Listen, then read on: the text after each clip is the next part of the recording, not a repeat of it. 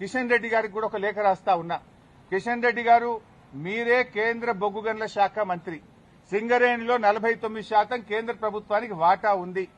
సింగరేణిలో జరిగిన అవినీతి కుంభకోణాల గురించి నిన్న మీడియా సాక్షిగా బయటపెట్టినా. ఈ రోజు నీకు కూడా లెటర్ రాస్తా ఉన్నా.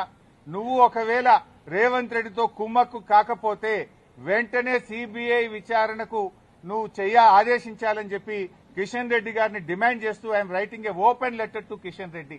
కిషన్ రెడ్డి గారు, నేను అన్ని ఆధారాలు ఇవ్వడానికి సిద్ధంగా ఉన్నా.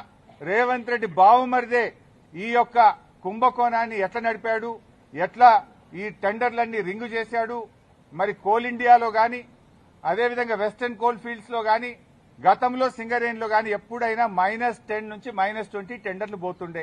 ఈ సైట్ విజిట్ సర్టిఫికేట్ పెట్టిన తర్వాత మరి ఎవరెవరు టెండర్లు వేస్తున్నారో తెలిసి రేవంత్ రెడ్డి బావుమరిది ఆ కాంట్రాక్టర్లను బెదిరించి వాళ్ళు ఏ రకంగా ప్లస్ టెండర్లు ఆయన పొందిండు టెండరు, ఆయన ఎవరనుకుంటే వాళ్ళకి టెండర్ వస్తుంది, ఎవరనుకుంటే వాళ్ళకి సైట్ విజిట్ సర్టిఫికేట్ వస్తుంది.